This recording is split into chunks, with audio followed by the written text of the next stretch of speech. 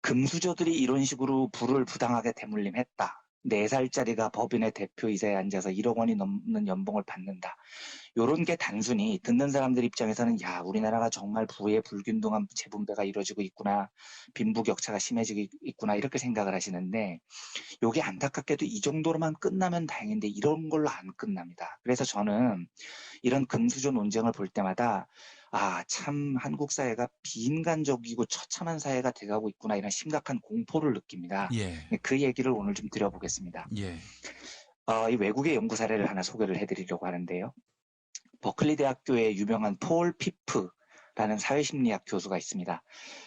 이분이 이제 유명해진 게 그 인터넷 강연 유명한 테드 강연이라고 있습니다. 이 강연이 굉장히 유명한 강연인데 이 음, 폴 피프 교수가 여기에 출연을 해요. 그래서 예.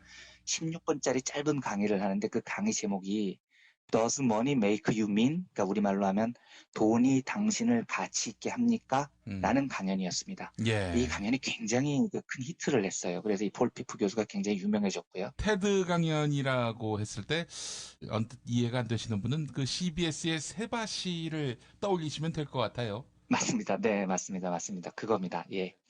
근데 이제 저도 이거를 그 몇 년 전에 봤었는데 폴 피프 교수 강연 되게 재밌었습니다. 예. 제가 볼 때는 그렇지 않았는데 요즘은 포털 같은 곳에서 폴 피프 이렇게 치시면 음, 15분짜리 한글 자막이 있는 동영상이 있습니다. 예, 굉장히 재밌거든요. 그래서 관심 있는 분들은 한번 찾아서 보시면 좋을 것 같습니다. 예. 근데 이때 내용이 뭐였냐면요. 피프 교수가 그 버클리 대학교 학생들을 쭉 모아가지고 여러 명을 모아서 2명씩 짝을 짓습니다. 음, 그런 다음에 2명한테 모노폴리 게임을 하게 합니다. 이 모노폴리라는 건 우리로 치면 부루마블이죠. 예, 부루마블을 하게 하는 거예요. 예. 근데 이 참가자들이 그러니까 세계에서 제일 똑똑하다는 버클리 대학생들입니다. 음, 이 2명씩 짝지어서 부루마블을 하는데 룰을 이상하게 만들어준 거예요. 그러니까 뭐 갑하고 을이라고 하겠습니다. 갑하고 을 2명의 참가자가 있으면 애초에 시작할 때 갑한테는 을보다 돈을 2배를 갖고 시작을 하게 해요. 음, 그리고 이제 사용하는 말도 갑이 사용하는 말은 롤스로이스 모양으로 갖다 놓고요. 예. 을이 사용하는 말은 낡은 신발, 아주 꾀지지한 신발 모형을 이렇게 말로 사용을 하게 합니다. 그리고 갑은 주사위를 2개를 던져요. 음, 근데 을은 주사위를 1개만 던지게 합니다. 그리고 갑은 출발선을 통과할 때마다 이 브루머블에서 월급 받잖아요. 예. 갑은 2배를 받게 해줍니다. 을보다요. 이렇게 이제 게임 룰을 정해놨어요. 그럼 이거는 뭐 게임을 하지 말란 얘기죠. 하나하나 무조건 갑이 이기게 돼 있는 게임인 겁니다. 예. 그렇게 구조를 잡고 버클리 대학생들 2명씩 짝을 지어서 게임을 시켰는데 그걸 몰래카메라로 피프 교수가 관찰을 합니다. 아, 갑하고 을이 어떻게 행동을 하나 보고 봐요. 그런데 웃긴 건 뭐냐면 그 강연 중에도 화면에 나오는데요.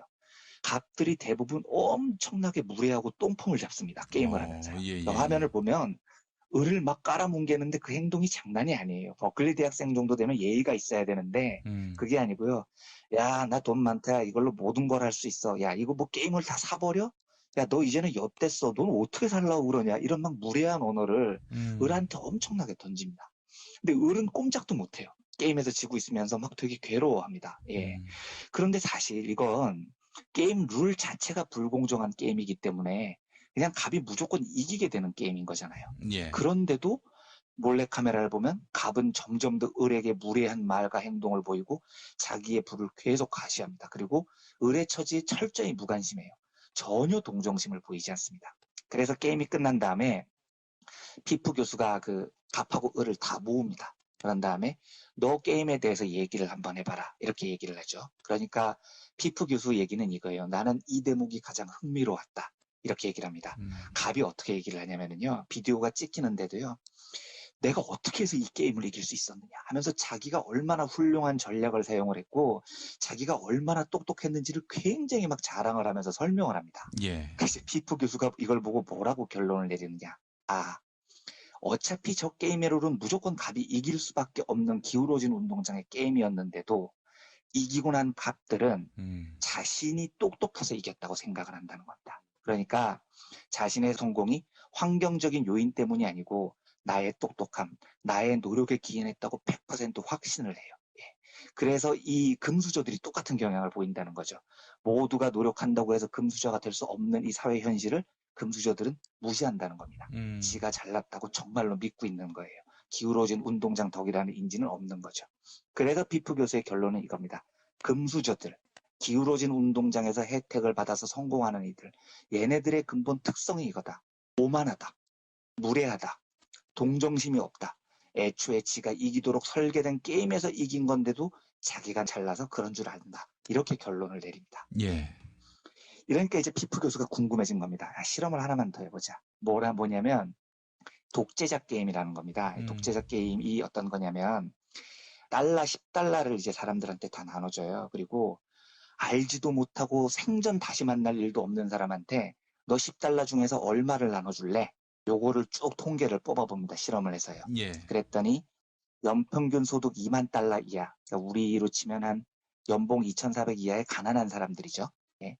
그리고 연평균 소득이 15만 달러 이상, 우리로 따지면 한 연봉이 11억, 뭐 7천만 원, 8천만 원, 요 두 사람 군을 조사를 해보면 연봉 2,400만 원 이하인 사람들이 연봉 1억 7천만 원 이상인 사람들보다 44% 이상 더 많은 돈을 쥐어줍니다. 다시 만날 일이 없는 예. 사람은.